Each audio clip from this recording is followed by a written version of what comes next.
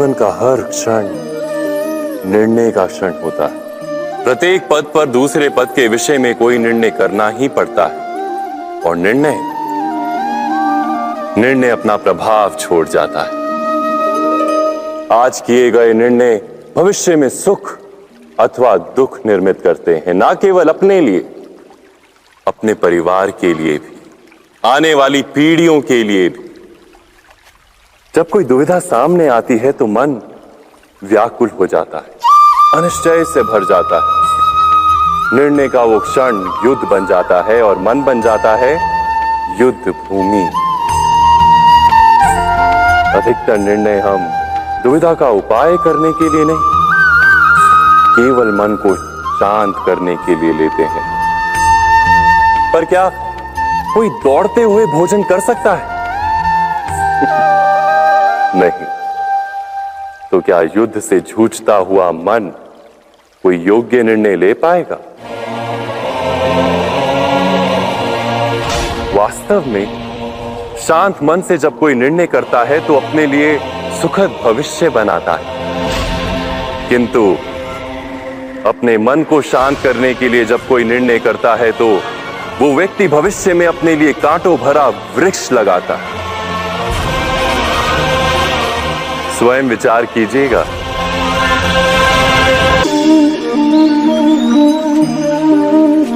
सबके जीवन में ऐसा प्रसंग अवश्य आता है कि सत्य कहने का निश्चय होता है हृदय में, किंतु मुख से सत्य निकल नहीं पाता। कोई भय मन को घेर लेता है। किसी घटना अथवा प्रसंग के बारे में बात करना या फिर स्वयं से कोई भूल हो जाए उसके बारे में कुछ बोलना, क्या ये सत्य है? नहीं, ये तो केवल तथ्य है। अर्थात जैसा हुआ था वैसा केवल बोल देना सामान्य सी बात है। किंतु कभी कभी उस तथ्य को बोलते हुए भी भय लगता है। कदाचित किसी दूसरे की भावनाओं का विचार आता है मन, दूसरे को दुख होगा ये भय भी शब्दों को रोकता है। तो ये सत्य क्या है? क्या हमने कभी विचार किया है? जब भय रहते हुए भी कोई तथ्य बोलता है तो वो सत्य कहलाता है। वास्तव में सत्य कुछ और नहीं, केवल निर्भयता का दूसरा नाम है। और निर्भय होने का कोई समय नहीं होता, क्योंकि निर्भयता आत्मा का स्वभाव है। अर्थात क्या प्रत्येक क्षण सत्य बोलने का क्षण नहीं होता?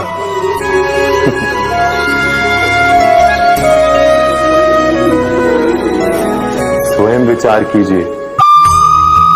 जीवन में आने वाले संघर्षों के लिए जब मनुष्य स्वयं को योग्य नहीं मानता, जब उसे अपने ही बल पर विश्वास नहीं रहता, तब वो सद्गुणों को त्याग कर दुर्गुणों को अपनाता है। वस्तुतः मनुष्य के जीवन में दुर्जनता जन्म ही तब लेती है जब उसके अंतर में आत्मविश्वास नहीं होता। आत्मविश्वास ही अच्छाई को धारण करता है। ये आत्मविश्वास है क्या?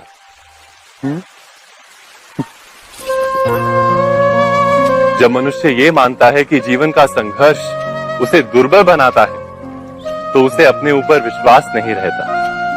वो संघर्ष के पार जाने के बदले संघर्ष से छूटने के उपाय ढूंढने लगता है। किंतु जब वो ये समझता है कि ये संघर्ष उसे अधिक शक्तिशाली बना दे, ठीक जैसे व्यायाम करने से देह की शक्ति बढ़ती, तो प्रत्येक संघर्ष के साथ उसका उत्साह बढ़ता है। अर्थात आत्मविश्वास और कुछ भी नहीं, मन की स्थिति, जीवन को देखने का दृष्टिकोण मात्र है। और जीवन का दृष्टिकोण तो मनुष्य के अपने वश में होता है। स्वयं विचार कीजिए।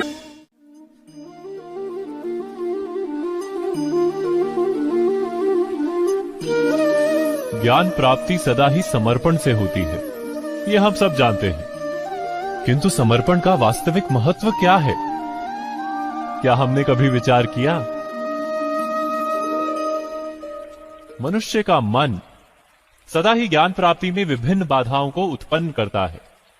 कभी किसी अन्य विद्यार्थी से ईर्ष्या हो जाती है, कभी पढ़ाए हुए पाठों पर संदेह जन्मता है और कभी गुरु द्वारा दिया गया दंड मन को अहंकार से भर देता है। नहीं, क्या ऐसा नहीं होता? न जाने कैसे कैसे विचार मन को भटकाते हैं और मन की इसी अयोग्य स्थिति के कारण हम ज्ञान प्राप्त नहीं कर पाते।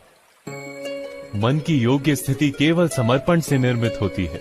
समर्पण मनुष्य के अहंकार का नाश करता है, ईर्ष्या, महत्वाकांक्षा आदि भावनाओं को दूर कर हृदय को शांत करता है और मन को एकाग्र करता है। वास्तव में ईश्वर की सृष्टि में ना ज्ञान की मर्यादा है, ना ज्ञानियों की।